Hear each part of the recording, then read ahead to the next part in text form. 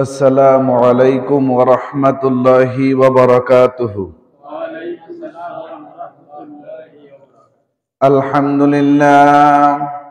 الحمد لله نحمده ونستعينه ونستغفره ونعوذ بالله من شرور أنفسنا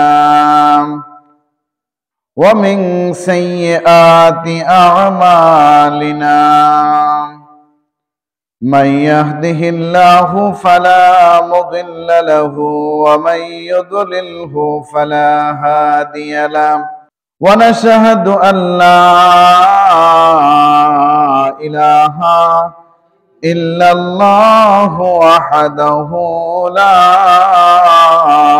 شريك له، ونشهد أن سيدنا وسندنا وحبيبنا وشفيعنا ومولانا محمدا عبده ورسوله صلى الله عليه وعلى آله وأصحابه وبارك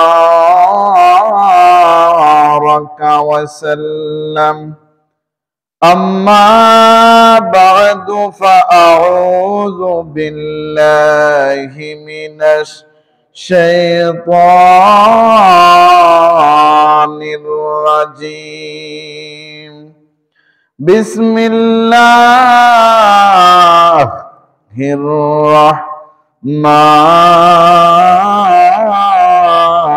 الرحيم. صراط الذين أنعمت عليهم غير المغضوب عليهم ولا الضالين.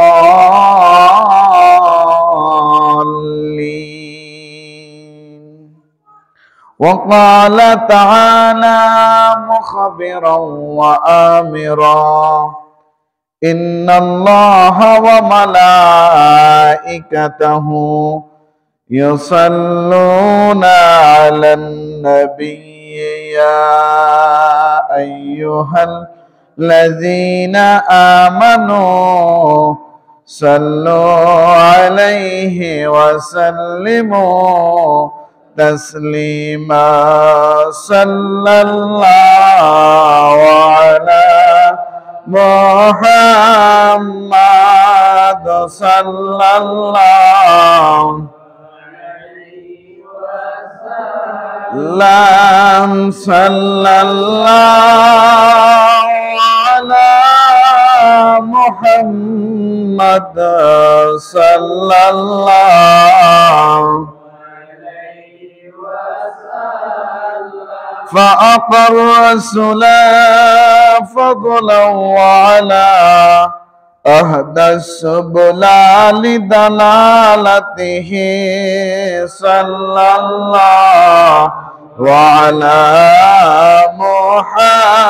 محمد صلى الله عليه وسلم. صلى الله محمد صلى الله عليه وسلم. أزكى النسب أعلى الحسب كل العرب في خدمته صلى الله محمد صلى الله صلى الله على محمد صلى الله عليه وسلم. সবাই অন্তরস্থল থেকে মহান আল্লাহ রাব্বুল আলামিনের শুকরিয়ার বাণী উচ্চারণ করে বলি আলহামদুলিল্লাহ। আরো শুকরিয়া আদায় করি সাইয়্যিদুল মুরসালিন, ইমামুল মুরসালিন, ইমামুল মুত্তাকিন, খাতামুন নবিয়্যিন, রাহমাতুল লিল আলামিন, শাফিউল মুজনিবিন, আনিসুল গারিবিন, রাহাতিল আশিকিন, মুরাদিল মুশতাকিন, শামসুল আরিফিন, সিরাজুস সালিকিন, সিরাজাম মুনিরা, নবিয়িনা শাফিঈনা ইয়াসিন, তাহা, মুজাম্মিল, মুদ্দাসসির, মুহাম্মদুর রাসূলুল্লাহ সাল্লাল্লাহু আলাইহি ওয়াসাল্লামের উম্মত করে যে আল্লাহ আমাদেরকে এই দুনিয়াতে পাঠিয়েছেন, সে আল্লাহ রাব্বুল আলামিনের শুকরিয়ার বাণী উচ্চারণ করে বলে আলহামদুলিল্লাহ। আমরা জানি 2024 সালের আজকে বিদায়ী জুমা। জানি না কার বিদায়ের ঘন্টা বেজে গেছে। এভাবে 2023 সালেরও বিদায়ী জুমা আমরা পার করেছি। 2022 সালেরও শেষ জুমা, বছরের শেষ জুমা আমরা পার করেছি। 2021 সালেরও শেষ জুমা আলহামদুলিল্লাহ আমরা পার করেছি। হায়াতে এত লম্বা হায়াত আছে কিনা আল্লাহ ভালো জানে। 2025 সালের শেষ জুমা পর্যন্ত আমি আপনি বাঁচবো কিনা এটার কোনো গ্যারান্টি নাই। আল্লাহ রাব্বুল আলামিনের দরবারে নিজের সবাই গুনাহগুলোর কথা স্মরণ করে আসেন আমরা কয়েকবার ইস্তেগফার পড়ি। আস্তাগফিরুল্লাহ, আস্তাগফিরুল্লাহ, আস্তাগফিরুল্লাহ, আস্তাগফিরুল্লাহ রাব্বি মিন কুল্লি যামবিন ওয়া আতুবু ইলাইহি।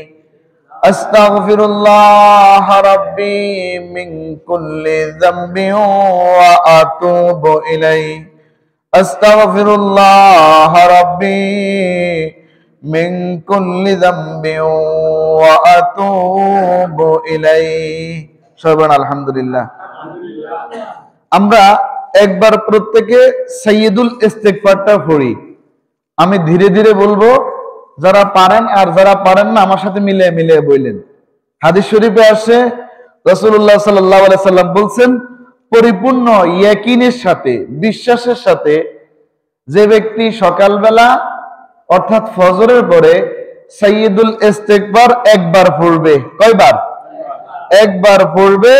রাসূলুল্লাহ সাল্লাল্লাহু আলাইহি সাল্লাম বললেন, সন্ধ্যা হওয়ার আগে যদি যে সাইয়্যিদুল ইস্তিগফার সকালবেলা একবার পড়েছে, সন্ধ্যা হওয়ার আগে যদি সে মারা যায় সে জান্নাতি হবে। আবার যে ব্যক্তি মাগরিবের পরে সাইয়্যিদুল ইস্তিগফার একবার পড়েছে, রাসূলুল্লাহ সাল্লাল্লাহু আলাইহি ওয়াসাল্লাম বলেছেন, অর্থাৎ আগামী দিন ফজর হওয়ার আগে সে যদি মারা যায় তাহলে আল্লাহ রাব্বুল আলামিন তাকেও কি করবেন? জান্নাতে প্রবেশ করাবেন, সে জান্নাতি। সুবহানাল্লাহ বলেন। তো এই দোয়াটা বা এই ইস্তিগফারটার নামই হচ্ছে সাইয়্যিদুল ইস্তিগফার। নাম কি? সাইয়্যিদ মানে নেতা, সাইয়্যিদ মানে সর্দার। হ্যাঁ, সাইয়্যিদ মানে এক কথায় আমরা বুঝি নেতা। ইস্তিগফার মানে ক্ষমা প্রার্থনা। তাহলে ক্ষমা প্রার্থনার নেতা এই দোয়াটা। আলহামদুলিল্লাহ বলবেন না? আসেন আমার সাথে মিলে মিলে পড়েন। আল্লাহুম্মা আনতা রাব্বি লা ইলাহা ইল্লা আনতা খলাকতানি ওয়া আনা আবদুকা ওয়া আনা আলা আহদিকা ওয়া ওয়া'দিকা মাস্তাতা'তু আউযু বিকা মিন শাররি মা সানা'তু আবু'উ লাকা বিনি'মাতিকা আলাইয়া ওয়া আবু'উ লাকা বিযামবি ফাগফির লি ফাইন্নাহু লা ইয়াগফিরুয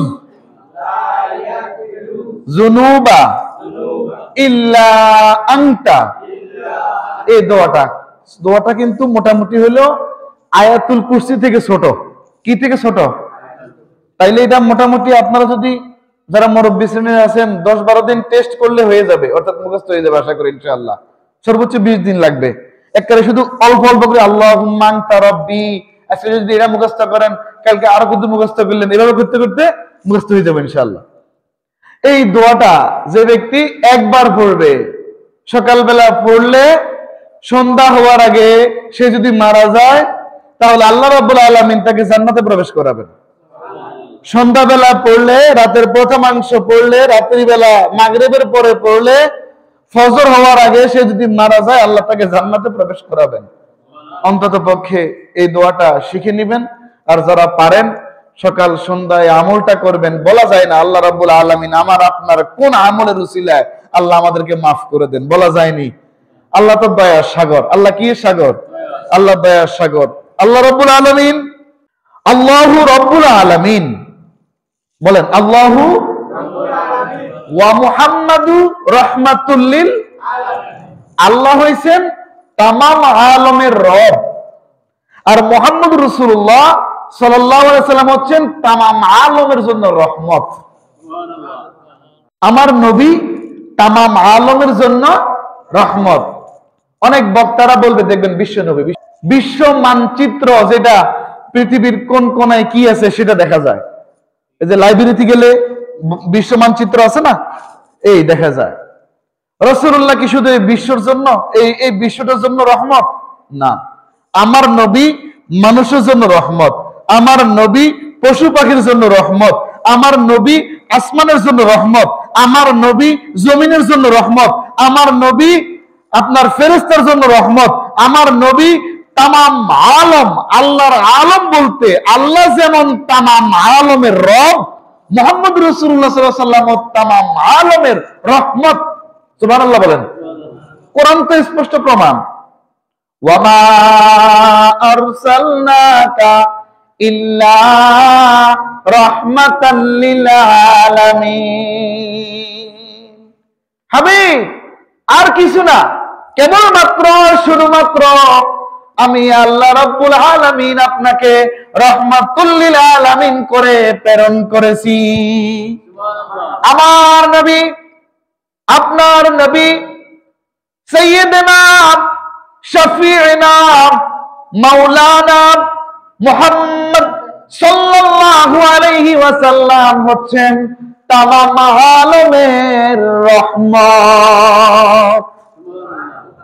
এই আলমের মধ্যে মাছও আছে, কথা বলেন না কেন? আলমের মধ্যে কি আছে?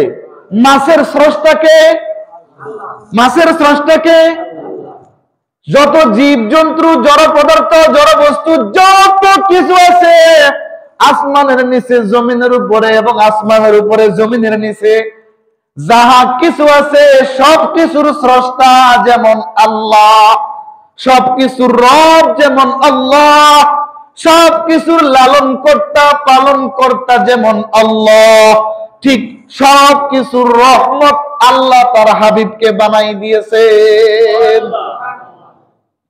আমার আপনার নবী তামাম আলমের জন্য রহমত, আমার নবী হিন্দুর জন্য রহমত। এই জায়গা মানতে কষ্ট হইব, ঠিক না? আমার নবী কাফেরের জন্য রহমত, আমার নবী বেঈমানের জন্য রহমত। যদি বেঈমান, খেয়াল করেন, যদি বেঈমান হাসরের মাঠে উঠে আল্লাহকে বলে, আল্লাহ তুমি তোমার হাবিবকে রহমত দিয়েছো, রহমত বানাইছো, কিন্তু আমরা তো তোমার হাবিবের রহমত পাই নাই।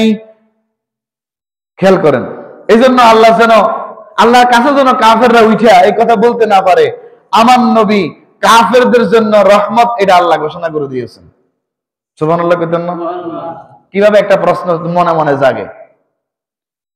মুসলমানের জন্য নবী দুনিয়াতেও রহমত, কবরেও রহমত, হাসর মাঠেও রহমত, জান্নাতেও রহমত। সুবহানাল্লাহ। আর কাফেরদের জন্য নবী শুধু দুনিয়াতে রহমত। কোথায়? দুনিয়াতে। যেমন এই পৃথিবীর মধ্যে, বিশ্ব বলতে যাহা বুঝা, এই পৃথিবীর মধ্যে সবচেয়ে বেশি পয়সাওয়ালা, ধনাঢ্য, টাকাওয়ালা, ক্ষমতার মালিক কারা? কাফের বেঈমানরা। কারা? আমেরিকা, চীন, রাশিয়া, এরা কাফের রাষ্ট্র না? ইসরায়েল ইহুদি রাষ্ট্র না? কথা বলেন না কেন? এই এদের ধনে ধনী, জনে জনি, ক্ষমতা, এই সব কিছু এটা এরা যে ভোগ করতেছে, এটা দুনিয়া বইতে ভোগ করতেছে, এদের জন্য আখেরাতে কিছু নাই। আর আমাদের দুনিয়াতে আল্লাহ করে অনেক মানুষকে আল্লাহ ধনে ধনী করছে, কথা বলেন না কেন? অনেক মানুষকে আল্লাহ গরিব রাখছেন, অনেক মানুষকে আল্লাহ মিডিয়াম মধ্যম পন্থায় রাখছেন নাকি? আবার আমাদের জন্য নবীজি আমগো দুনিয়াতেও রহমত, আখেরাতেও রহমত। আর কাফেরদের জন্য, মুসলমান ছাড়া যত মানুষ আছে বিধর্মী, সবার জন্য আমার আপনার নবী রহমত, তবে দুনিয়াতে। কি কোথায়? আল্লামা শফি রহমাতুল্লাহ আলাই, পাকিস্তানের আল্লামা তকি ওসমানীর আব্বা আল্লামা শফি রহমাতুল্লাহ আলাই, উনি একটা কিতাব লিখেছেন কোরআনের উপর বঙ্গানুবাদ, কেউ এটাকে তাফসির বলে, তাফসিরে মারিফুল কোরআন, তাফসিরে মারিফুল কোরআন। ওয়ামা আরসালনাকা ইল্লা রাহমাতাল লিল আলামিনের ব্যাখ্যার মধ্যে উনি লিখে দিয়েছেন রাসূলুল্লাহ কাফেরের জন্য রহমত, আর এই রহমতটা দুনিয়াতে। দুনিয়াতে রহমতটা কি? ওরা পয়সাওয়ালা, ধনে ধনী হবে, জনে জনি হবে, ক্ষমতা পাবে, ওরা আখিরাত বিশ্বাস করে না। আখিরাত যদি বিশ্বাস করতো, ওরা কেন মানুষকে পড়ায়? কথা বলেন না কেন? হ্যাঁ, এদের জন্য আখিরাতে কিছুই যা আছে দুনিয়াতে। এজন্য হাসর মাঠে দাঁড়ায় বলতে পারবেন, আল্লাহ দাঁড়ায় এই কথা তারা বলতে পারবেন, আল্লাহ তোমার হাবিবের রহমত, আমরা রহমত পাইনো, এটা বলতে হয়তো না। আর আমরা যে অবস্থায় আছি আল্লাহ শুকরিয়া আদায় করব, কারণ ওই অবস্থায় থাকাটাও আল্লাহ রাব্বুল আলামিনের ইচ্ছা, আর আল্লাহর হাবিব যে তাম আলমের রহমত, সেখান থেকে আমরা কিঞ্চিত হলেও রহমত পাইছি, আলহামদুলিল্লাহ।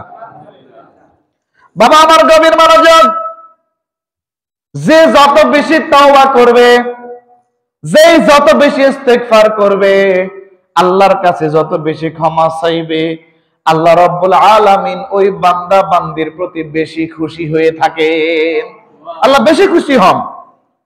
আপনি বলেন যে আপনার গুনাহ নাই, নাউজুবিল্লাহ, হায়ো আর গুনাহ নাই। মানুষ মাত্রই কিতা কম বেশ আছে না? হ্যাঁ, কম বেশ হইলেও কি আছে। যদি গুনাহ ছাড়া হয়ে যায়, গুনাহ ছাড়া একমাত্র কে আছে? মুহাম্মদ রাসূলুল্লাহ। আব্বা আদম থেকে শুরু করে মুহাম্মদ রাসূলুল্লাহ সাল্লাল্লাহু আলাইহি ওয়াসাল্লাম প্রত্যেকটা পয়গম্বর নিষ্পাপ, নিষ্কলুষ। এটাই আহলুস সুন্নাহ ওয়াল জামাতের আকায়েদ বা আকীদা। নবীগণ নিষ্পাপ, নবীদের কোনো গুনাহ নাই। নবীদের কি নাই? গুনাহ নাই। আল্লাহর দ্বীন কায়েমের জন্য রক্ত মাংস পানি করে এরা আল্লাহ রাব্বুল আলামিনের জন্য নিজেদের জীবনটা ওয়াকফ করে দিয়েছেন, আর এদের প্রতি আমার আল্লাহ এমনিতেই সন্তুষ্ট। বাবা আমার গভীর মনোযোগ, আমাদের মানুষদের মধ্যে, দেহের মধ্যে 10টা লতিফা আছে। কয়টা লতিফা? 10টা লতিফা। আরেকজন গবেষক এবং জামান আরেকজন বড় আল্লাহওয়ালা, আল্লাহর ওলি, আল্লাহর আলেম, উনি বলতেছেন আমাদের দেহের মধ্যে 10টা লতিফা আছে। ঠিক আছে, আমি আরেকটা লতিফা আবিষ্কার করতেছি, মোট 11টা লতিফা। বললাম যে হুজুর এটা কিভাবে? বললেন আপনার শরীরে আপনি একটা টিপ দেন, গর্ত হবে, আবার ছেড়ে দেন, এটা পুড়ে যাবে, টিপ দেন, গর্ত হবে, আবার ছেড়ে দেন, এটা পুড়ে যাবে। মানে পুড়ে যায় না, এই গর্ত হয়েছে আবার আগের মতো চলে আসছে। এটা হচ্ছে খালি। এখানে কি? এখানেও শয়তান চলাচল করে। রক্তের রগের ভিতর দিয়েও শয়তান কি করে? শিরা উপশিরাতে শয়তান চলাফেরা করে। এই জায়গাতে থেকেও শয়তানকে হটাতে হবে। আমার আপনার দেহের ভিতরে যে খালি জায়গাগুলো আছে, এটাকে বলে লতিফায়ে খালা। মানে খালা মানে কি? খালি জায়গা। এই যে টিপ দিছেন, আবার ছাড়িয়ে দিছেন, এই টিপ দিছেন, ভিতর দিয়ে গেছে, আবার ছাড়িয়ে দিছেন, টিপ দিছেন, এটা খাই করে দেহের ভিতরে কি কি জায়গা? এই খালি জায়গাগুলো থেকেও শয়তানকে হটাতে হবে। কলব, রূহ, সের, খফি, আকফা, নফস, আব, আতশ, খাত, বাত, আর একটা হলো কি? লতিফায়ে খালা। মোট 11 লতিফা। সকল ব্যক্তি, উলামায়ে কেরাম, বুজুর্গানে দ্বীন, গবেষক, মুসলিম মনশিরা বলছেন 10টা লতিফা। আরেকজন গবেষক এবং আল্লাহওয়ালা, ইমামুত তরিকাত, মহিউস সুন্নাত, দাফুল বিদআত, আল্লামা শেখ বুরহানুদ্দিন রাহমাতুল্লাহ আলাইহি, উনি বলতেছেন আরেকটা যোগ করে বলেন আমাদের দেহের মধ্যে 11টা লতিফা। কয়টা লতিফা? ওনার কাছে 11 নম্বর কোনটা? লতিফায়ে খালা। বলেন লতিফায়ে আমার আপনার দেহের খালি জায়গাগুলোতেও শয়তান কি করে? বিচরণ করে। আমরা প্রতি মুহূর্তে আল্লাহ রাব্বুল আলামিনের জিকির করতে হবে। কি করতে হবে? জিকির, জিকির। এই জিকিরের বহু ফজিলত। আমরা একটা লতিফা নিয়ে কথা বলি, লতিফায়ে নফস। লতিফায়ে নফস, নফস লতিফা হচ্ছে নাবি মূলে। নফস লতিফা কোথায়? নাবি মূলে। নফস লতিফা নাবির গোড়া, এটা নাবি, নাবির গোড়াতে, এটাকে বলে লতিফায়ে নফস। লতিফায়ে বলেন, আমার সাথে বলেন, লতিফায়ে নফস। এই নফসটা আমরা কোরআন রিসার্চ করলে পাই 3 প্রকার। কত প্রকার বলেন? নফসটা আমরা কত প্রকার পাই? 3 প্রকার। শুধু নফসটা আমরা পাইলাম 3 প্রকার। এক প্রকারের নাম হচ্ছে নফসে আম্মারা, নফসে আম্মারা। আরেক প্রকারের নাম হচ্ছে নফসে লাওয়ামা, নফসে লাওয়ামা। আরেক প্রকারের নাম হচ্ছে নফসে মুতমাইন্না, নফসে মুতমাইন্না। তাহলে বুঝেন, তাহলে আমরা নফস কত প্রকার পাইলাম? জোরে বলে, সবাই বলেন, নফস কত প্রকার পাইলাম? 3 প্রকার।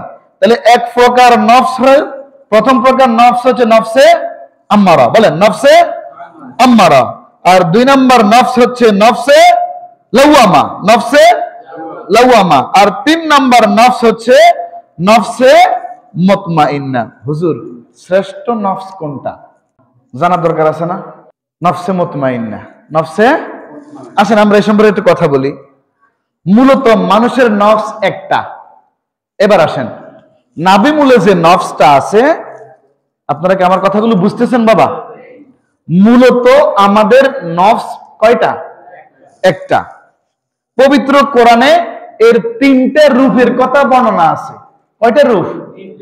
মানুষ একটা জাতি, বুঝানোর জন্য বলছি।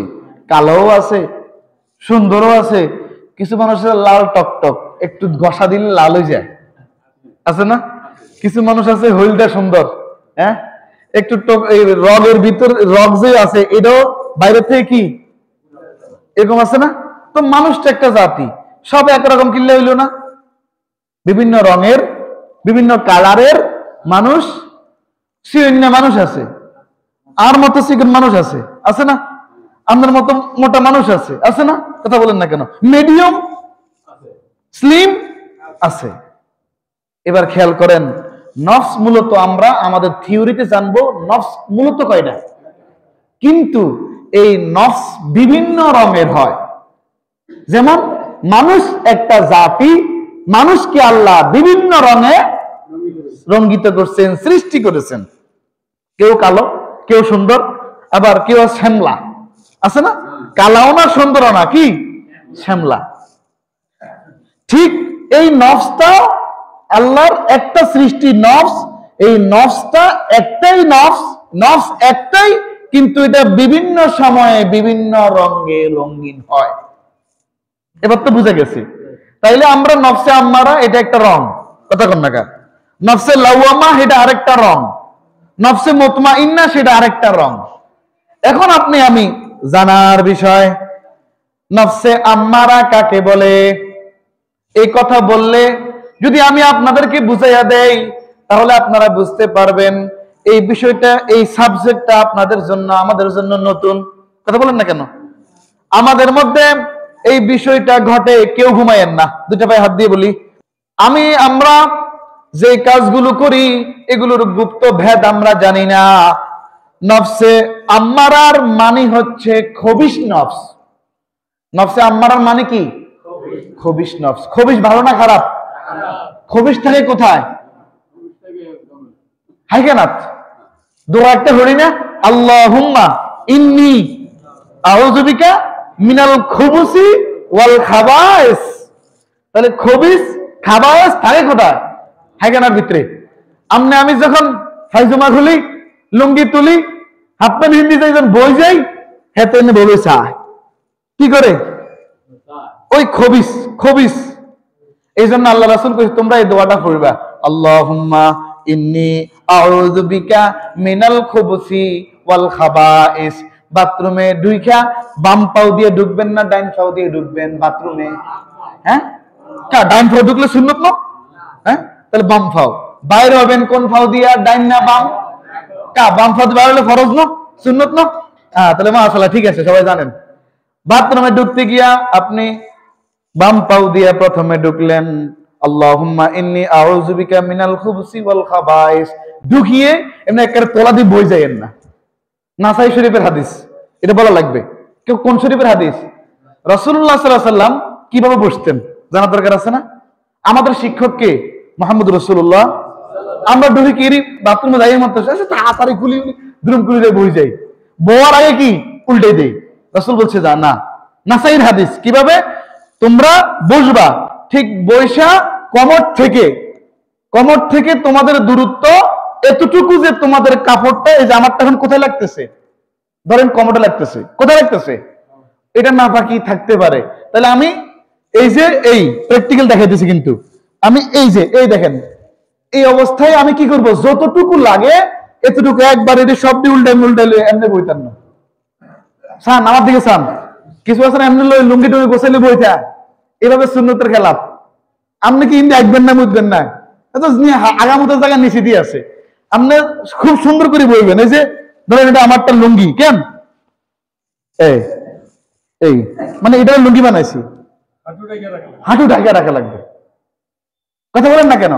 হাঁটু ডেকে রাখা লাগবে। তাহলে আপনার কাপড়টা খুলবেন কখন? হুজুর আপনার লুঙ্গির মাসালা বুঝলাম, প্যান্ট আর হাইজমা খুলুন কখন? লুঙ্গির মাসালা খেয়াল করেন, আমরা এমনি তো বই যাইতাম না ডাইরেক্ট, আমরা করুমটা কি, লুঙ্গি ধরেন এটা, হ্যাঁ গেলাম যদ্দুর লাগে আস্তে আস্তে করে লইয়া আমরা কি করলাম, আস্তে তুলে বসলাম। কথাই বুঝছেন না? এটা হচ্ছে লুঙ্গির। হ্যাঁ, এবার আসেন হাইজমার। হাইজমা তো বাবা এনে জায়গাতে বই খোলা দিত না, আগে ভাগে হস্টেস করবেন, শর্ট ফ্যান বা কি ছোট ফ্যান দুব্বানো আছে, ফ্যানটাও আছে। এখন আপনি বসবেন কিভাবে?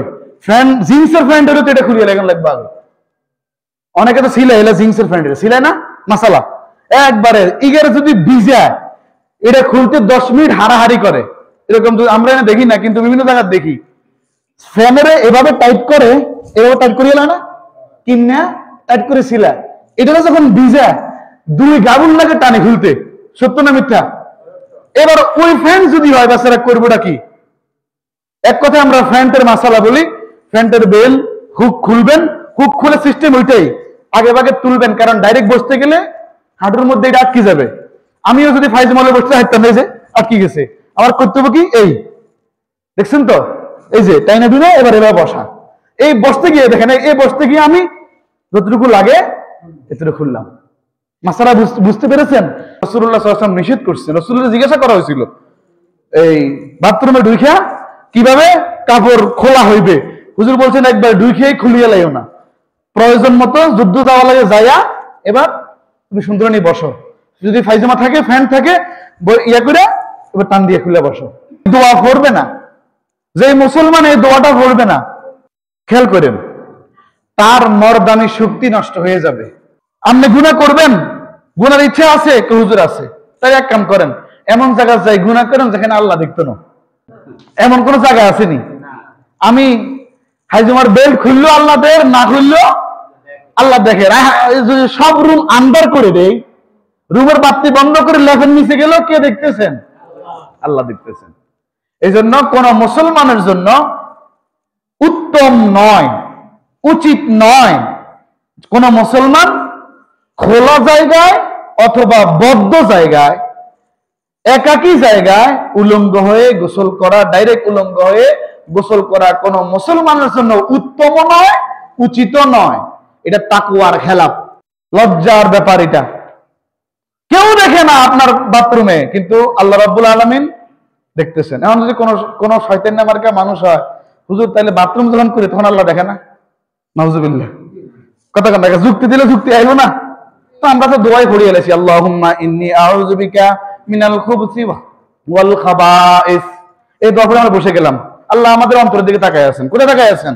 অন্তরের দিকে। কিন্তু ইমানদার ভয় করবে, আমি যদি এইভাবে ল্যাংডা হয়ে গোসল করি, উলঙ্গ হয়ে গোসল করি, এভাবে যদি সরাসরি আকাম কুকামটা করি, হাসর আমার যদি আল্লাহ আমার জিজ্ঞা, আমি আল্লাহ দিয়ে কেমনে ছাই কথা কম। তাইলে এখন বলুন হুজুর এমন অবস্থা, একটা কাপড় ব্যক্তির একটা কাপড় ব্যক্তির গোসল করাই লাগবে। এখন বেচারার কোনো হতুয়া আছে কিনা? এবার আইদম মাওলানা গো মাসালা, কার গো মাসালা? মাওলানা সাহেবের গো মাসালা। মাওলানা সাহেবের কাম তো আছেই, বুঝেন না, জিন্দি কোন রকম জাতিরে বাঁচান যায়। তো মাসালা হইলো কোন রকম ছোট্ট একটা কাপড় দিয়ে হইলো আপনি আপনার ডাইন সামনে হিস ডাকি গোসল করিয়েন কোন রকম। এই জন্য সফরের মধ্যে সবাই গামছা রাখবেন দুইটা। কয়টা রাখবেন? দুইটা গামছা রাখবেন সফরে। কারণ এমন জায়গায় সফরে গেছি, আপনি এমন জায়গায় উঠছি, আমার কাপড় শুধু এটা, ভিতরে ফাইজমা, এর ভিতরে টুপ বানুন, আর কিছু নাই। গোসলটা কেমনে করুন? আরেকবার যদি আমি কাপড় গোসল করতাম যাই, এটা একটা দৃষ্টিকটু মাইন্ডে নিবে, কথা বলেন না কেন? হ্যাঁ, আমি আমার কাপড় আপনার কাপড় কি বাইরের কাপড় ব্যবহার করতে দিবেন নাকি? অথবা কাউকে বলাটা আপনি লজ্জার ব্যাপার মনে করেন, তো কি করবেন? এই ক্ষেত্রে আপনার গামছা রাখবেন। গামছা 2 পিস গামছা রাখবেন। 1 পিস দিয়ে গোসল সারাইবেন, আর 1 পিস দিয়ে মুসি আপনি আপনার কাপড় পরিধান করবেন। যদি কাপড়ে বড় ধরনের নাফাকি লেগে যায়, গোসল ফরজ হয়ে যায়, সেক্ষেত্রে আবার কাপড় সহ ধুইতে হবে, গোসলও করতে হবে, কাপড়ও ধুইতে হবে। যদি বড় নাফাকি হয়, গোসল ফরজ হয়, আর ওই গোসল ফরজের যে নাফাকি গুলো, এগুলো যদি আপনার আমার জামাতে লেগে যায়, জামা যদিও একটা হয়, ওই জামাটা কি করতে হবে? ধুইতে হবে। নইলে সন্দেহ ঢুকে যাবে। আচ্ছা, তাহলে বুঝছেন তো মাসালাটা? আশা করি ইস্তেঞ্জাখানায় ঢুকতে গেলে আল্লাহুম্মা ইন্নী আউযু বিকা মিনাল খুবুসি ওয়াল খাবায়েস, বাইরেতে গেলে আলহামদুলিল্লাহিল্লাযী আযহাবা আন্নিল আযা ওয়া আফানি, আলহামদুলিল্লাহিল্লাযী আযহাবা আন্নিল আযা ওয়া আফানি গুফরানাকা, এদুর বললে হবে। কিন্তু এই ছোট ছোট বিষয়গুলো যদি আমি আপনি আমল করতে পারি, আমাদের গোপন গোপন রোগগুলো থেকে আল্লাহ বাঁচাইয়া দিবেন। যদি পড়েন সাল্লাল্লাহু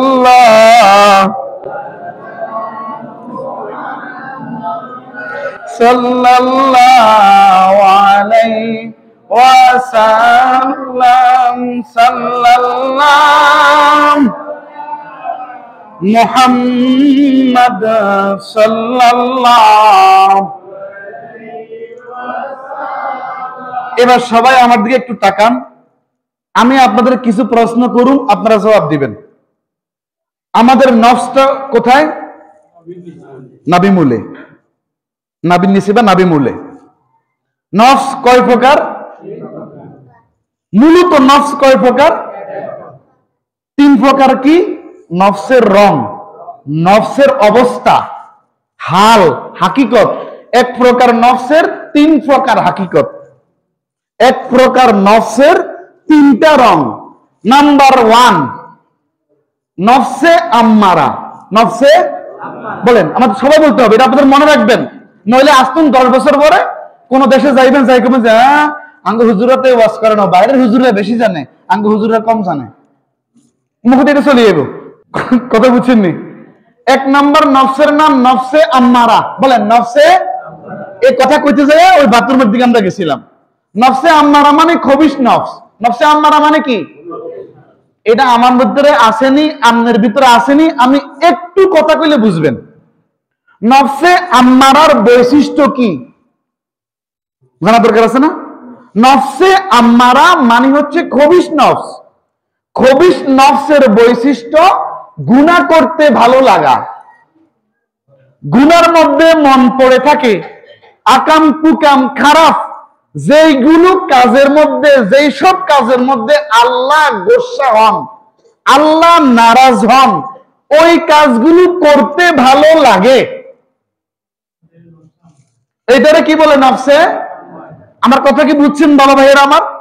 নফসে আমরা কাকে বলে? এক কথায় বলেন, গুনাহ করতে ভালো লাগা, ইবাদত করতে ভালো লাগবে না, আল্লাহকে ডাকতে ভালো লাগবে না, নামাজ পড়তে ভালো লাগবে না, মিথ্যা বলতে ভালো লাগবে, সুদ খাইতে ভালো লাগবে, ঘুষ খাইতে ভালো লাগবে, জেনা, ব্যভিচার, কুদৃষ্টি, কুকথা বলা, ফেস মারা, গীবত করা, শেকায়েত করা, চগলখুরি করা, এগুলো করতে কি লাগবে? আনন্দ লাগবে, ভালো লাগবে। আল্লাহকে আল্লাহ বলে ডাকতে, আল্লাহর হুকুম মানতে, নবীর প্রতি দুরূদ পড়তে, নবীকে সালাম দিতে, নবীর সুন্নত মোতাবেক চলতে, আল্লাহর হুকুমগুলো পালন করতে ভালো লাগবে না। এখন মিলায়া দেখেন, এই অবস্থা আমাদের মসজিদের ভিতরে এবং মাইকের আওয়াজ যদ্দূর যাইতেছে এতটুকু মা বোন বাবা ভাইদের মধ্যে এই অভ্যাসটা আছে না নাই? যদি থাকে, এই নফসটা হচ্ছে নফসে আম্মারা, খবিশ নফস ওয়ালা ব্যক্তির স্থান জাহান্নাম। নাউজুবিল্লাহ বলবেন না? বাবা আমার গভীর মনোযোগ। আরো শর্টকাট বুঝি, নফসে আম্মারা বলতে আমরা বুঝি খারাপ কাজের দিকে পরচিত করা, উদ্বুদ্ধ করা। আমার নফস যদি, আমার মনে মনে যদি সবসময় চিন্তা হয় খারাপ বিষয় নিয়ে, ভালো বিষয় চিন্তা নাই, নামাজ নিয়ে চিন্তা নাই, আল্লাহকে ডাকা নিয়ে চিন্তা নাই, রাসূলুল্লাহর প্রতি দুরূদ সালাম নিয়ে, রাসূলুল্লাহর সুন্নত পালনে, রাসূলুল্লাহর আদর্শ বাস্তবায়নে আমার কোনো টেনশন নাই। আমার শুধু টেনশন হচ্ছে গুনাহ নিয়ে, নাফরমানি নিয়ে। গুনাহ করতে মন চায়, কোথায় কোনান দি কোন আকাম করা যায়, কোনান দি কোন কুকাম করা যায়, কোন কারে কোনান দি ভেজালে ফালানো যায়, এটাই আমার আপনার কি মানে যাদের আম্মারা, এদের কি টেনশন? এদের এই সম্পর্কে মহান আল্লাহ রাব্বুল আলামিন কুরআনুল কারীমের 13 নম্বর পারা 12 নম্বর সূরা ইউসুফের 53 নম্বর আয়াতের মধ্যে বলতেছেন, ওয়ামা উবাররিউ নাফসি ইন্নান নাফসা লাআম্মারাতুম বিসসুই ইল্লা মা রাহিমা রাব্বি ইন্না রাব্বি গফুরুর রহিম। আল্লাহু আকবার বলেন। আপনাদের কি মনোযোগ আমার দিকে আছে? কথাগুলোকে বুঝতে পারতেছেন? এখন বলেন, আল্লাহ তাআলা বলতেছেন কি? ওই ব্যক্তিটা বলল, অর্থাৎ নফসে আম্মারা ওয়ালা ব্যক্তি বলল, ওয়ামা উবাররিউ নাফসি, আমি নিজেকে দোষমুক্ত মনে করি না, আমি নিজেকে দোষমুক্ত। দ্রুশির পড়েন সাল্লাল্লাহু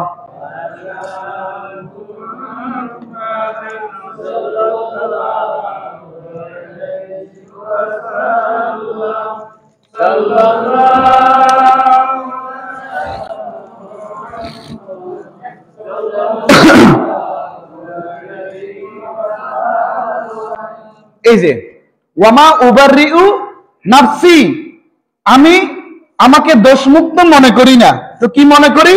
ইন্নান নাফসা লাআম্মারাতুম বিসসুই ইল্লা মা রাহিমা রাব্বি। দুইটা কথা আছে। ইন্নান নাফসা লাআম্মারাতুম বিসসুই মানে হচ্ছে নফস তো মন্দ কাজে, খারাপ কাজে প্ররোচিত করে, উদ্বুদ্ধ করে। নফস মন্দ কাজে, খারাপ কাজ কি করে? প্ররোচিত করে, উদ্বুদ্ধ করে, উৎসাহিত করে, উদ্দীপনা দেয় নফসে। কি কাজে? খারাপ কাজে। এবার বলতেছে ইল্লা মা রাহিমা রাব্বি, আমার প্রতিপালক যার প্রতি দয়া করেন সে ছাড়া। খেয়াল করেন, তাইলে নফসে আম্মারার কাজটা কি? সব সময় খারাপ কিছু উদ্বুদ্ধ করা, করার চিন্তা নিয়ে আসা এবং করাইয়া ফেলা।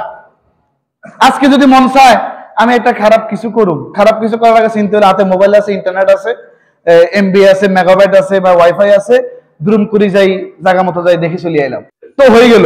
তো চিন্তাটা আসছে সর্বপ্রথম নফস থেকে। এখান থেকে আসলো কোথায়? আমার কলবে, কলব থেকে মাথায়, মাথার পরে হাতে, হাতে কাজ হয়ে গেছে, এরপর চোখে দেখা। কথা কি বুঝতে পেরেছেন? তাহলে নফসে আম্মারার কাজ হলো মন্দ কাজে প্ররোচিত করা। এরপরে ইন্না রাব্বি গফুরুর রহিম, আমার প্রতিপালক বড়ই ক্ষমাশীল, বড়ই দয়ালু। তাইলে বুঝেন, এখন যে আমরা নফসে আম্মারার কথা বলছি, আমার যুবক ভাইদেরকেও বলছি, আমার বাবাদেরকেও বলছি, আমাদের নিজের মনটা নিজের ভিতরে রাখেন। এতটুকু কোরআন দ্বারা বুঝে নেন আমি আপনি নফসে আম্মারার লোক কিনা। জি বা না কিছু বলার দরকার নেই, মনে মনে মানে আপনাকে আপনি নিজে ওজন করেন। নফসে আম্মারা যার, যে ব্যক্তি নফসে আম্মারা খবিশ নফসের অধিকারী, তার ডেফিনেশন, তার বৈশিষ্ট্য, তার খাসায়েস থাকবে কি? তার খাসায়েস হলো, তার বৈশিষ্ট্য হলো সব সময় মন্দ চিন্তা আসবে, খারাপ চিন্তা আসবে, খারাপ করতে ভালো লাগবে, ভালোটা করতে ভালো লাগবে না, ভালোটার মধ্যে মজা পাবে না, খারাপের মধ্যে মজা পাবে। 2 নাম্বার নফস, নফসে লাওয়ামা, এটা আম্মারা থেকে ভালো। নফসে আম্মারার কাম কি? খারাপ কাজ করতে মন চাওয়া, ইচ্ছা করা, করি ফেলা এবং এটাতে তৃপ্তি পাওয়া। এবার খেয়াল করেন, ওই যারা গান বাদ্য করে হেতারা কি মুসলমান না? 31st নাইট মুসলমানের জন্য পালন করা হালাল নাকি? যেটা ফতোয়া দেন, আই কম আমরা ফতোয়া দিবেন 31st নাইট মুসলমানের জন্য উদযাপন করা কি? হ্যাঁ, মুফতি কিনতে পারেন আপনারা, মুফতি সাহেব হারাম। আমার যুবক ভাইরা বলবেন, মুরব্বীরা আর কইেন না, যুবক যারা আছেন 31st নাইট রাসূলুল্লাহ পালন করছেনি? কোন সাহাবী পালন করছেনি? কোন নবী পালন করছেনি? কোন আলেম পালন করছেনি? কোন ওলি আল্লাহ পালন করছেনি? আমরা কি হেদের তো বড় হয়ে গেছি? আমরা কি নবী থেকে, আলেম থেকে, ওলি থেকে বেশি বড় হয়ে গেছি? তাহলে আমাদের জন্য পালন করা হালাল না হারাম? এখন 31st নাইট উদযাপন করতে যদি আপনার আমার ভালো লাগে, গান বাদ্য করতে যদি আপনার আমার ভালো লাগে, খারাপ কাজ করতে যদি আপনার আমার ভালো লাগে, বুঝে নেবেন আমি আপনি নফসে আম্মারার অধিকারী। নফসে আম্মারার অধিকারী, নফসে আম্মারা যার, তার কাছে খারাপটা ভালো লাগবে, ভালোটা খারাপ লাগবে, ভালোটা ভালো লাগবে না। বুঝতে পেরেছেন? আর নফসে লাওয়ামা, নফসে লাওয়ামা হচ্ছে ভুল বা অন্যায় কাজ করলে তার মাথার মধ্যে চিন্তা আসবে, এটা তো ভুল, এটা কি আমি আল্লাহর কাছে লজ্জিত হচ্ছি। সুবহানাল্লাহ। এটা কার? এটা হচ্ছে নফসে লাওয়ামার অধিকারী ব্যক্তি। এরা কিন্তু জান্নাতে যাইবো, আলহামদুলিল্লাহ বলেন। এরা কোথায় যাইবো? এরা জান্নাত। নফসে লাওয়ামা ওই পাশে কোথায় যাবে? জান্নাতে যাবে। এই নফসে লাওয়ামা ব্যক্তির আরেকটা গুণ আছে, দুইটা গুণ ব্যক্তির। কয়টা গুণ? যার নফসের কথাকে আপনারা বুঝেননি বাবা, বুঝেন কথাটা। নফসে লাওয়ামা যার, নফসে তো আম্মারার কথা একটু বলেন তো, মানে যে যার ভাষায় বলেন। নফসে আম্মারা মানে কি? খারাপ নফস, হ্যাঁ, খবিশ নফস। এটার কাজটা কি? এটা করতে আনন্দ পাওয়া, এটা করতে ভালো লাগা, এইটা হচ্ছে নফসে আম্মারা যার, ওই ব্যক্তির কাম। এটা আমি আপনি খেয়াল করে দেখেন। যদি আমি গুনাহ করতে মজা পাই, ডিজে বাজাইতে মজা পাই, গান বাজাতে বাজায় নাচতে মজা পাই, আর তালে তালে বুঝেন না কি ভঙ্গি ভাঙ্গি, টিকটকের মধ্যে হলেন সেলিব্রিটি, ফেজ একটা খুলি আমার আপনারা ইয়া করিয়েন, সাপোর্ট করিয়েন, আর তুই বেডির মতো কাইল নাচাস কিল্লারে হলা, তুই একটা গজল গা, কোরআন তেলাওয়াত কর, সূরা ফাতিহা হর, 10 গা হলা তোরে লাইক দিব, আরো 10 গা, এবার আরো 10 গা মিলে কোরআন তেলাওয়াত কর, আয়াত পাঠ কর, অর্থ কর, একখান একখান বাংলা হাদিস পড়, কথা কন না কা হেডি নাকের হলেন কি রে জানেননি? টিকটক আইডি ও একজন আর দেয়ার আইসে মাইয়া না হলা, হুজুর হলা, কি রে বাবা কাইল কেমনে নাচা, কোন সময় কাইলের মজা ভাঙি একই যাই।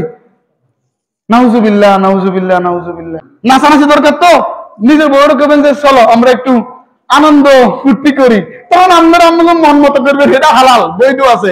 গান টান বাজাইয়েন না, আকাম মানে খারাপ গান গাইয়েন না, খারাপ কথা কইয়েন না, খারাপ অঙ্গভঙ্গি দেখাইয়েন না। জামাই বোর ভিতরে তো বেকে হালাল, হালাল কাম বেকে হালাল। নফসে আম্মারা খারাপ কাজ করতে ভালোবাসবে, ভালো কাজ করতে ভালোবাসবে না।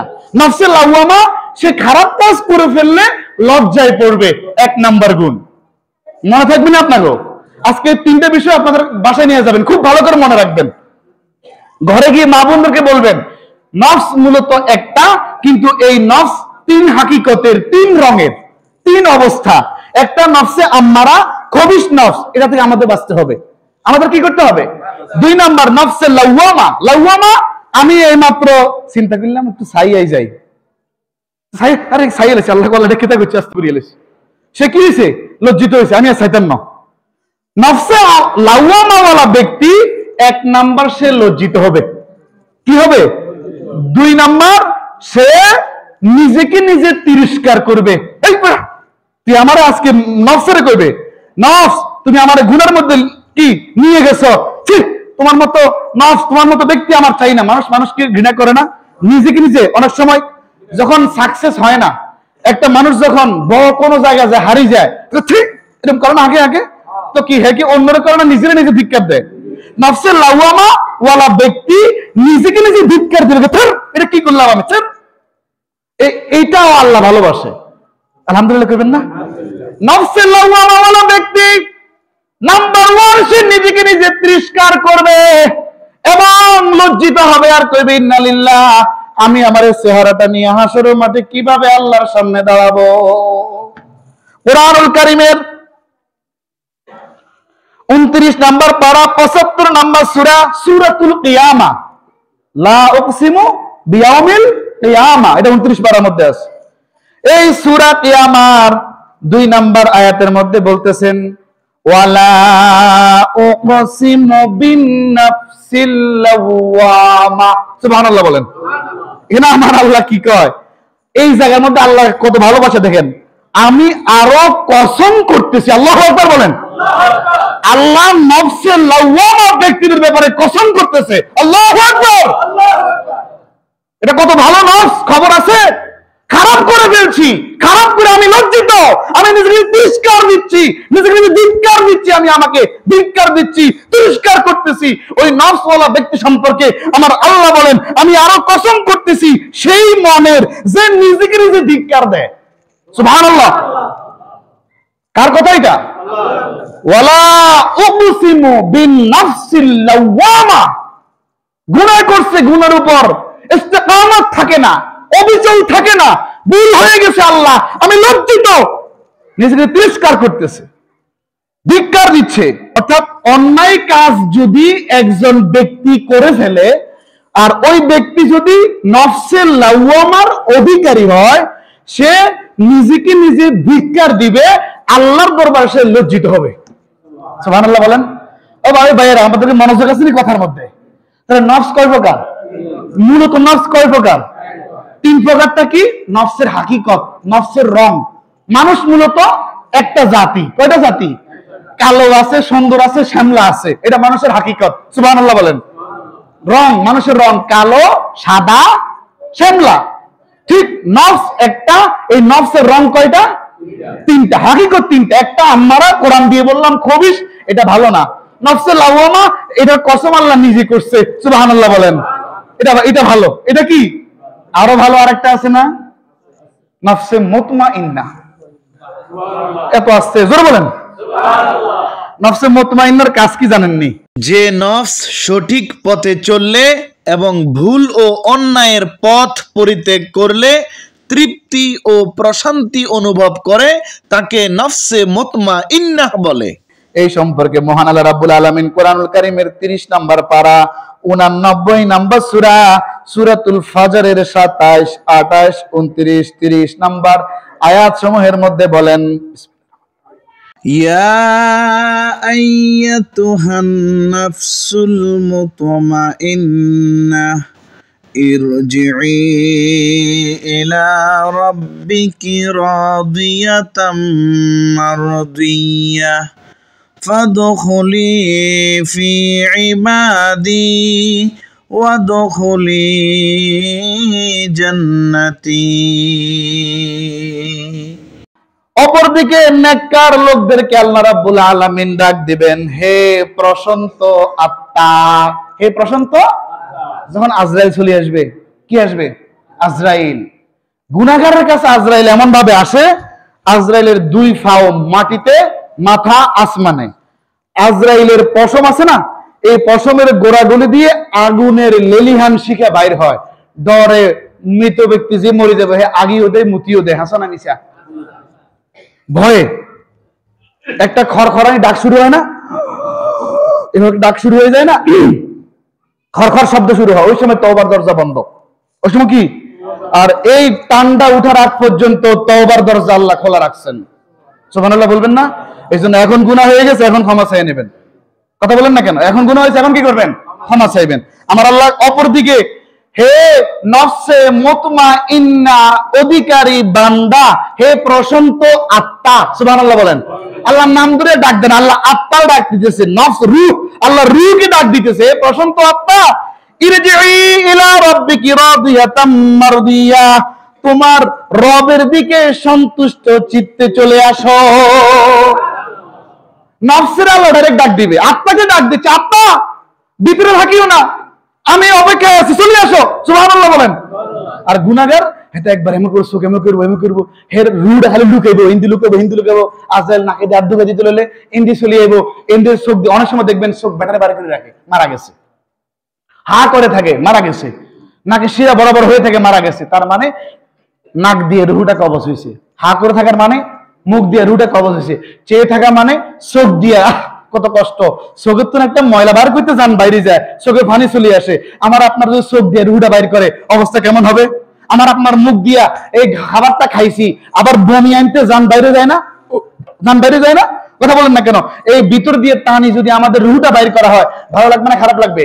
এই জন্য আমরা চাইবো আমরা হয়তো নফসে লাওয়ামার অধিকারী হব, না নফসে লাওয়ামা হলে নেককারদের নফস, নেককার মানুষদের মতো কবজ করিয়ে নেব, আসবো এসে নিয়ে যাইবো। আর নফসে মুতমাইন্না আরো স্পেশাল, আল্লাহ ডাক দিবে, তোমার রবের দিকে ফিরে এসো সন্তুষ্ট হয়ে এবং সন্তুষ্টির পাত্র হয়ে। ফাদখুলি ফি ইবাদি, আমার নেককার বান্দাদের সাথে শামিল হয়ে যাও। সুবহানাল্লাহ। নেককার বান্দার সাহাবীরা, নেককার বান্দা তাবেঈরা, নেককার বান্দা তবে তাবেঈরা, নেককার বান্দা আল্লাহ ওয়ালারা, নেককার বান্দা আল্লাহর ওলিরা, নেককার বান্দা বুজুর্গ ব্যক্তিরা, নেককার বান্দা শহীদরা, সুবহানাল্লাহ বলেন। এদের সাথে শামিল হয়ে যাও। কাকে ডাক দিবে? ওই ব্যক্তিকে, ওই ব্যক্তির আত্মাকে আল্লাহ ডাক দিবে, ওই ব্যক্তির রূহকে আল্লাহ ডাক দিবে। এরপর বলতেছেন কি? ওয়াদখুলি জান্নাতি, আর আমার জান্নাতে প্রবেশ করো। নফস কয় প্রকার? মূলত নফস কয় প্রকার বলেন? নফসে আম্মারা, 2 নাম্বার নফসে লাওয়ামা, 3 নাম্বার নফসে মুতমাইন্না। ভালো কোনটা? মুতমাইন্না। আরেকটু নফসে লাওয়ামা। আল্লাহ রাব্বুল আলামিন আমাদেরকে নফসে লাওয়ামা এবং নফসে মুতমাইন্নার অধিকারী হওয়ার তৌফিক দান করুক। আসসালামু আলাইকুম ওয়া রাহমাতুল্লাহি ওয়া বারাকাতুহু।